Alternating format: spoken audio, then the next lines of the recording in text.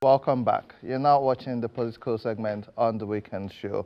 We've been talking about elections in the last couple of months. However, we have seen a flurry of information on social media. Some of them may be factually accurate, some of them may be incorrect, and there's a lot of misinformation and disinformation going on. What are we doing to fact check the news which we see? What are we doing to ensure that we keep the civic space alive while being ethical with our work? And discussing civic rights and fact checking, we have with us in the studio David Akoji, who is Director Special Duties, State Operation at the National Orientation Agency, joining us again to continue this conversation. Welcome back to the show, sir. Thank you very much, Andy, and good morning, viewers. It's always a pleasure having conversations with you.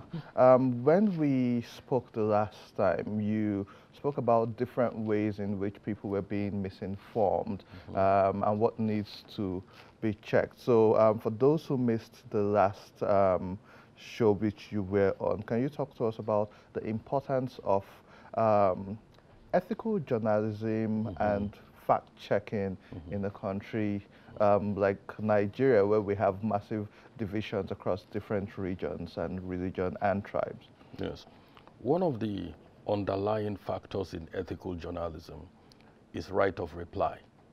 You know, if there's an allegation, the person against whom such allegations are made deserves the right to speak his own side of the story.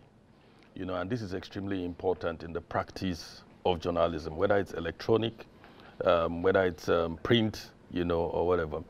But currently, we see that the challenge of disinformation, in fact, the general disorder in our information ecosystem, is playing a huge role in building public perception, you know, about diverse issues.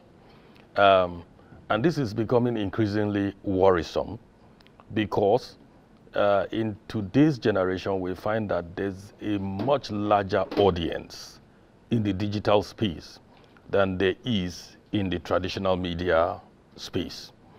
And that feature of instantaneity, you know, that the social media offers, and its global reach, you know, offers a lot of reasons for concern where disinformation becomes dominant in an environment.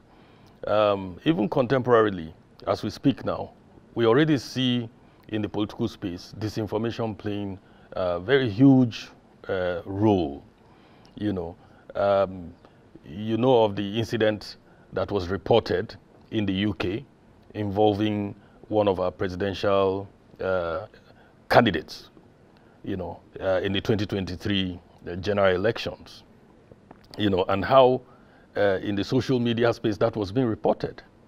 You know, people resorted to disinformation using pictures, you know, superimposing government officials into pictures, harvesting pictures of previous events that this particular candidate had had, and then casting it in the light as though to show that this is happening right now, you know, and that's shaping public opinion, you know, with falsehood. So the challenge of disinformation cannot be discountenanced, you know, as it's inciting, you know, it creates wrong impression and then makes people to begin to judge other people very wrongly, you know. So it's something that every patriotic and well-meaning Nigerian should be concerned about. In terms of debunking, at a certain level, you need sophisticated skills to be able to do debunks, especially when you are dealing with deep fakes, you know, and altered photos, like the one I'm referring to that we saw recently in the social media space concerning one of the ex-presidential candidates in the 2023 general elections. But at the most basic pedestrian level, what you need to do is pause, look at this information, ask yourself, why is it being put out? Could it be correct? You know, ask people around who are credible, you know, to authenticate, you know, such information. Do not be in a hurry to share. We live in an environment where everyone suddenly has become a journalist, and all of us are competing to be the first to break the news, True. you know, and because of that, we have thrown caution to the wind. That that factor that traditional journalism used to have in terms of editors who would look at stories, look at the pictures, and then confirm that this is actually so before putting it out for print, that's taken out completely in our social media environment today. So every person out there needs to be your own editor. And you can be that by disregarding your preconceived cognitive resonance. Because some people are predisposed. I don't like you, you know. And so any information that's put out there, true or false, I quickly embrace it because I already have a predisposed mind to not liking you. Or I like you, you know. And so any information that's put out about you, which may be true or false, I quickly, you know, agree and begin to celebrate and share all over the place and shape public opinion concerning all of this. So there's need for a lot of caution because there's a level to which all of this can grow that we now become an incredulous society, you know, where falsehood reigns supreme, you know, and people need to really be digging and digging to get to the truth. And we're dealing with this at the National Orientation Agency, like I told you the last time. We've established a national fact-checking course, and we're partnering with Center for Journalism, Innovation and Development, that's CJID, yes. Premium Times. We're also partnering with Center for Democracy and Development. And that partnership has produced wonderful results. In the build-up to the 2023 general elections, we set up a fact-checking situation room, you know, and we got volunteers, some of them from the people we had trained. And they were monitoring the social media space, harvesting disinformation and debunking those disinformation and putting the truth, you know, back out there. For those of them who did very well, because we set up an M&E system to identify those who were really dedicated and did fantastic on this, National Orientation Agency will be giving them the National Civic Responsibility Recognition Award in our effort to promote that culture of checking, that culture of truth, you know, so that we can minimize the damage that disinformation can do to our nation. I think that's extremely impressive what you're doing, besides ensuring that there's fact-checking, but also that there's some incentives to it, because whether we like it or not, you need rewards and incentives and deterrence. And this segment is actually supported by our friends at Connected Development Code and Oxfam, where they also are keen on ensuring that we strengthen the civic space while we do things ethically. Now, a major concern which has been observed as well is the fact that while the media has its role to play and the citizens, we now see people in government at the helm of the affair, or even spokespersons to the government existing and incoming. So I recall watching the Minister of State for Labor, Employment and Productivity, Festus Keyamo, on TV saying if they hit us with propaganda, we hit them back with propaganda. And this was said on live TV. We've seen people who are spokespersons of the government or top people in government who are rather combative when it comes to fact-checking or amplifying their messages. How do we rein in those people as well? Because those are the representatives of the government. Those are the people who, once they speak, if Festus Keyamo speaks, he's not being seen as just a spokesperson to the president-elect. He's being seen as a minister in a country where unemployment is high. So what do we do to caution and rein in people in positions of authority who are being combative and also being insightful in some cases? You see, that is a big challenge in our political space. You know, when he talks about if they hit us with propaganda, we hit them back with propaganda, it describes to you the quality of narratives that are going on in our political space, you know, and it's not healthy for our nation.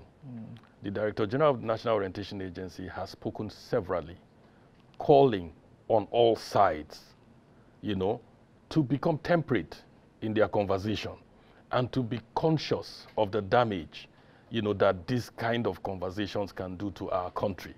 You know, this is just one election. We have had several elections in this country, and hopefully we're going to have several more. You know, but in this country, we have a tendency to make elections look like do or die affair, as though that would be the defining moment, you know, and would be perhaps the last election that will ever happen in our lifetime. When history shows us that this is not so. We have had elections post-independence. We have had elections in the First Republic, Second Republic, and even now. And we will have several other elections. Now, to be able to have elections, we need a country. We need a country that's stable, that's peaceful, that is not attractive for any kind of extraneous intervention that will truncate this democracy that all of us have at the moment, you know. So the DG has been going around the country, Dr. Garba Abari. He was in Lagos. You know what the things that happened in Lagos. Yes. You know, so he was in Lagos to engage with all sides. You know, traditional rulers, opinion holders, religious leaders, and all of that. And he was speaking exactly about what you're saying. It's not about they hit us with this, we hit them with that. An eye for an eye makes everybody in the community blind. And we don't want that kind of situation in our country. We love this country too much to let it in the hands of people, you know, who would just destroy it for frivolous reasons. You know, I think it's more patriotic to build this country for future generations, to leave legacies, not legacies only in terms of infrastructure, but in terms of moral codes, moral standards, in terms of ethics and values. We must transfer quality ethics and values and moral codes to generations to come. And this will reflect in the quality of conversations, you know, from all sides that we allow and that we ourselves are putting out there. On a lighter but still serious note, it's been reported that history is now constantly being erased from our curriculum. How important is it for history to be brought back into our social studies, into government and history in our curriculum to help with national orientation? So for instance, the Chinese government, they teach their children national defense, they teach them history, and then they teach them patriotism. How important is this for us, Nigeria, when it comes to education? You know, one of the saddest things that has happened to our country is the removal of history from our curriculum. You know, and I know that some people have been tracking that to find out who did this to us. Yeah.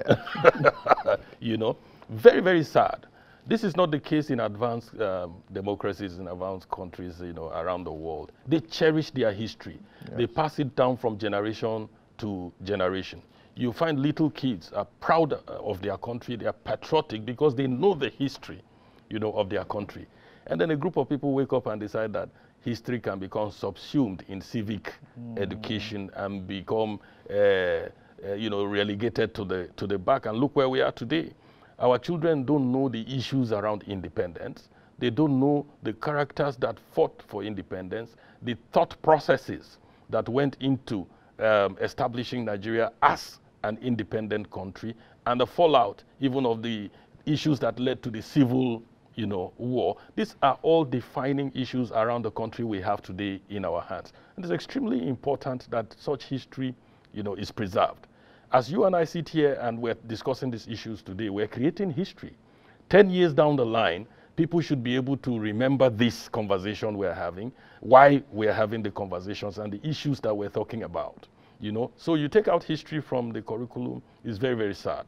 National Orientation Agency led the advocacy for bringing back history in our curriculum, and it has been brought back.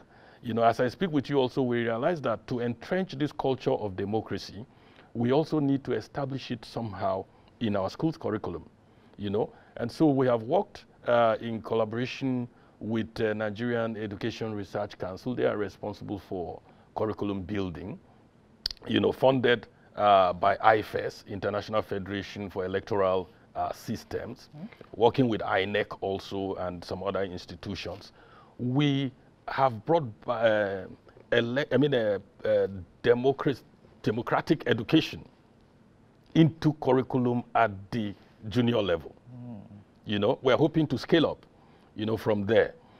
So we've broken down into subject matters. We're insisting that, okay, in schools, you don't just appoint prefects and all of that. You make them have an election. Yeah. So people now begin to build their character even from that level because they want to be a prefect, because they want some kind of leadership position, and they begin to familiarize themselves with the processes, democratic processes that lead to leadership, you know, and then become interested. That will deal with the kind of apathy and the kind of large-scale lack of knowledge that you see, which impacts on our elections every time we have, and you'll find that less than 10% are electing leaders for 90%, you know, of the people. So we're dealing with all of these issues at that level. I think that history, to me, is even more important than English language. English language is compulsory, but history is not. So that's a misplacement of priority. I want to see a situation in this country in the future where history becomes compulsory, whether you are studying sciences, you know, or arts, that you must study history. And then I want to see historians who would be compiling our contemporary history, not just about Mansa Musa of Dahomey and all of that. No, history has been created over these 60-something years of our independence, you know. And National Orientation Agency is collaborating with a private partner that has compiled a national compendium of our history over 100 years period and more.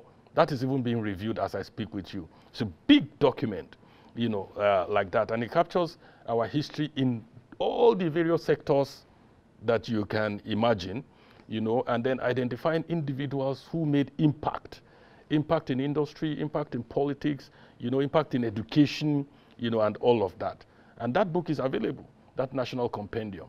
We're trying to see how schools can get it, you know, so that it builds also into what they are teaching, so that our children are not learning only ancient history, but they are learning history as recent as who were the governors of our 36 states in 2015, you know, and what were some of the major achievements that they did. How did they end up? You know, so that politicians also begin to be concerned about what history will write about them. True. And that somebody is watching, documenting, and curating, and they wouldn't be able to run away from what the records show. And then they become more responsible and temperate. Always a pleasure having you on this show. I think it's extremely important that we amplify these messages, and it's not always that it should be about attacking government. There are different people like you doing your work, ensuring that we have a reunited Nigerian. I like the fact that history is now being brought back into the curriculum. I think it should be compulsory, like you have said, but we have this platform, and this is what we're here for. Once the compendium is released, please feel free to come over and we'll have a conversation about it. Absolutely. Also, thanks to our friends at Connected Development and Oxfam for supporting this segment. And so for members of the public who wants to get in touch with the NOA, how can they reach? We are available on Facebook. Yes. National Orientation Agency. If you type National Orientation Agency, you'll find us. On Twitter, NOA_. You'll find us also on Twitter. We are also on Instagram. Okay. Yeah, so on all of these social media handles, if you go there and you type National Orientation Agency, you would find us. And you'd be able to follow all our activities that we're doing across the country. Thank you so much to our viewers at home. That's the much we can take on the political segment of the Weekend Show today. You can watch this episode on YouTube at Weekend Show NG. We're on YouTube. You can also check us out on social media at Facebook, Instagram, and Twitter, Weekend Show NG. You can also reach out to me and follow on Facebook, Instagram, and Twitter at Andy Madaki. Signing us out. We have a beautiful musical performance after this break. So don't go away. Have a blessed week.